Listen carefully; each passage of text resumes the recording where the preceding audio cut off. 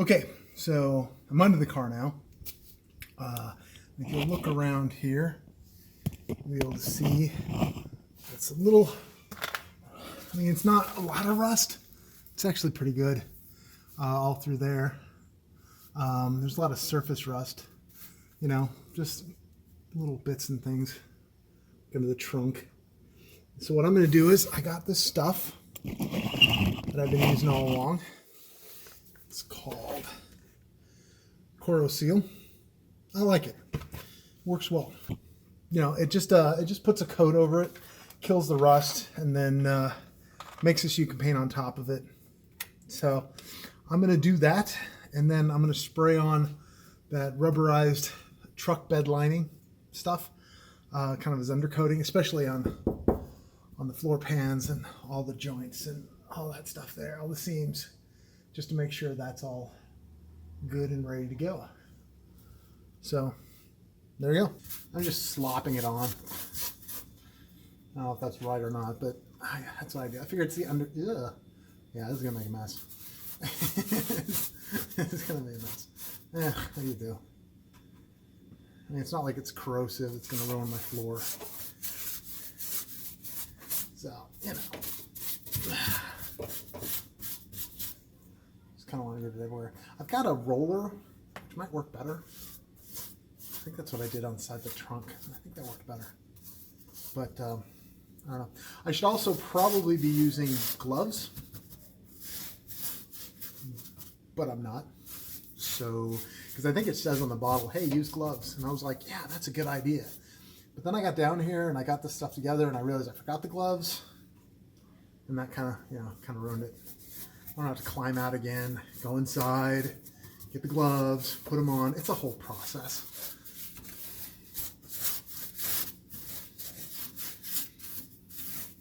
Not time for that. Yeah, gross. yeah. It's definitely making a mess. You know what I should have done? I should have started the farthest that way and worked my way this way. That way I wouldn't be rolling around in all this. Yeah. That also would have been a really good idea.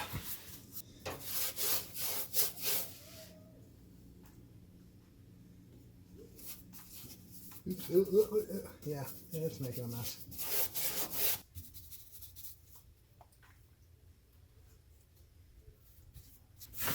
Yeah, this is good.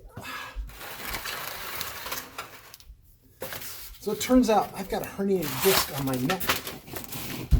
That's cool. Before I just thought I had a herniated disc on my back, which I did.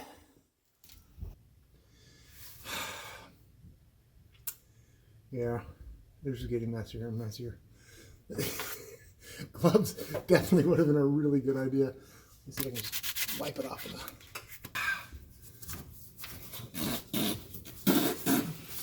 That's not good. You know,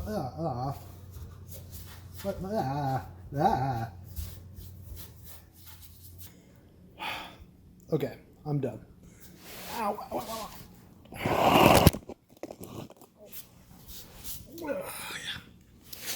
Yeah, it's all over me. And when it dries, it turns black. It's really hard to get off. So the cool thing is I got it all over my face. Okay, so I figured I was about done because I got the whole interior finished. Nice. And so all I needed to do was take this truck bed spray and spray the whole underside of the car. I already got the rust stuff off, did the paint over rust stuff, and the coral seal rather. So that was all ready to go. And I even got my mask because, you know, I'm going to be under the car, and get my back face shield because it was toxic enough when I was doing it inside the car, a little underneath it when I'm doing this. And I was like, all right, I'm just about finished. And I thought, you know, I'm not going to take the drive shaft off because, you know, I'll just paint around it until I did this. Can you hear that?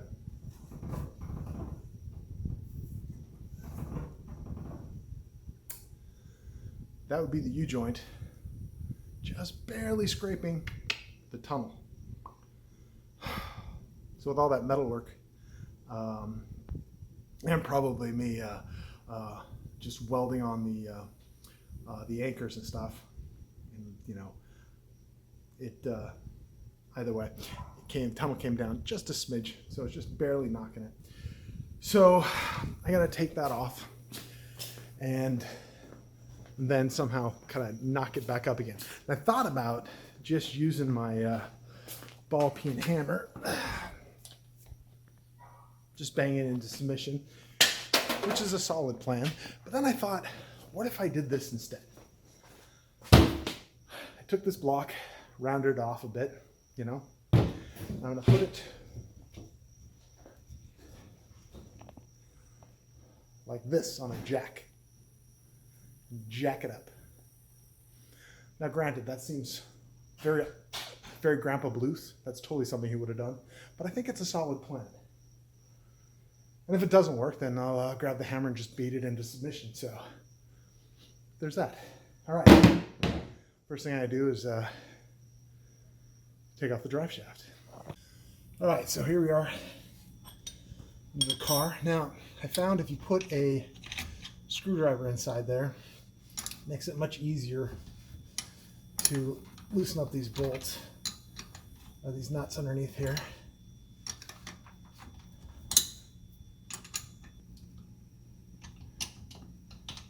All right.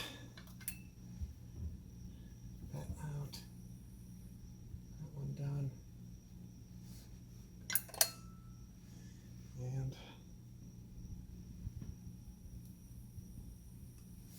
that one.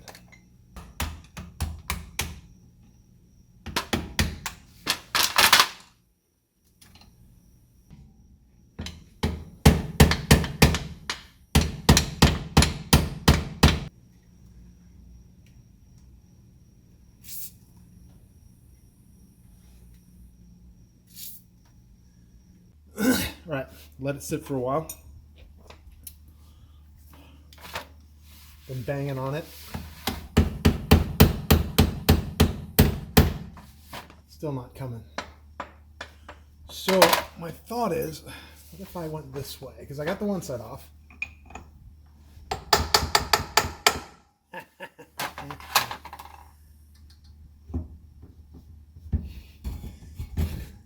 And I'm going to take it off that way. So this, that just doesn't come off. We're just not taking it off. That's fine. All right. Well. All right. And, okay. And we're just going to, let me slide this way a little bit. And pull it straight out. And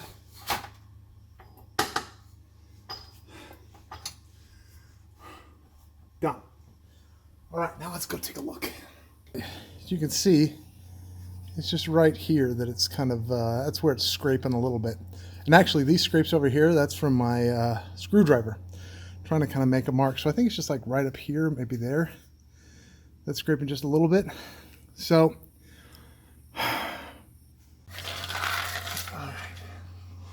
all right, this may be a stupid plan, but it's a plan. I know there's someone watching going, oh my gosh, this guy's an idiot, which is true.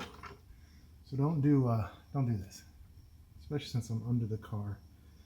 If I pick it up off the jack stands and it slips, I'm gonna get crushed. Okay, so maybe I'll get it started and then move out from under the car. Hope it doesn't slip.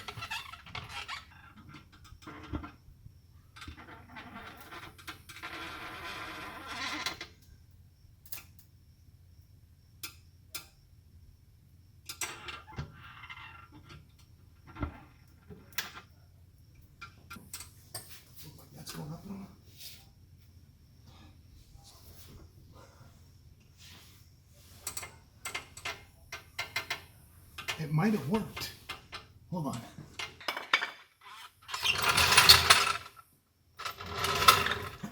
Let's see if it worked. You would think. You'd think it would. You would think.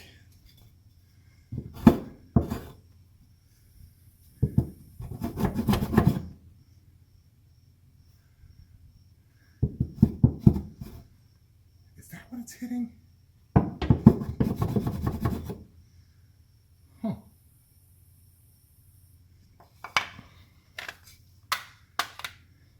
Huh. Huh. So, right here, there's a couple little holes, I guess, that were welded in, filled in, and they're poking down just a little bit. Wonder if that's what it was rubbing on. That might be it. So, I better just get out the angle grinder and kind of clear it off a little bit. See if that'll solve it. Okay, well, there you go.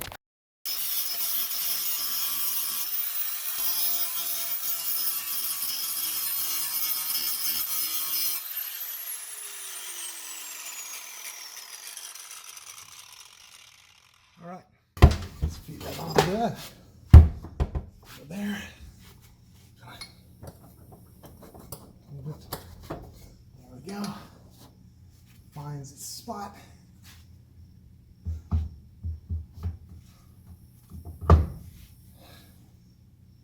Okay. Okay. Tap that into place. Now let's just spin it, see if it makes a noise.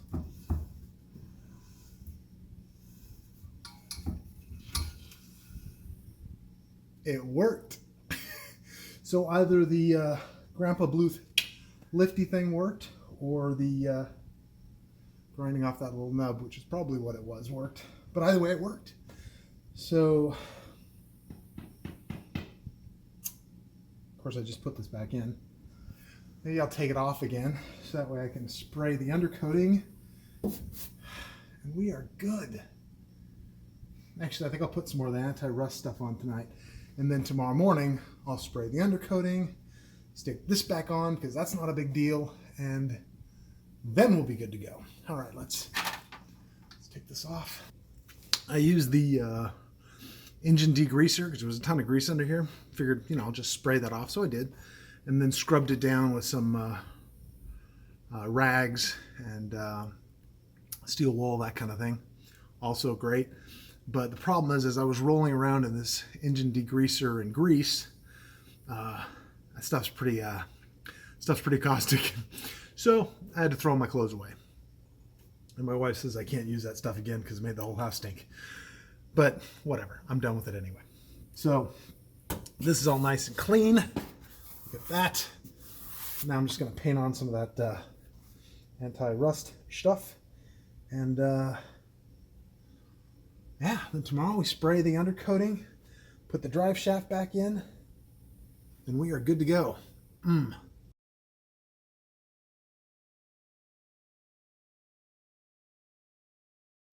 All right, so here we are, 5 years later. The question is, did the truck bed liner work? Did it hold up well in the undercarriage of the Fairlane after 5 years of use? Let's go take a look. All right, here we are on the underside. They've actually held up really well. No real rust problems. Yeah, it's turned out pretty well.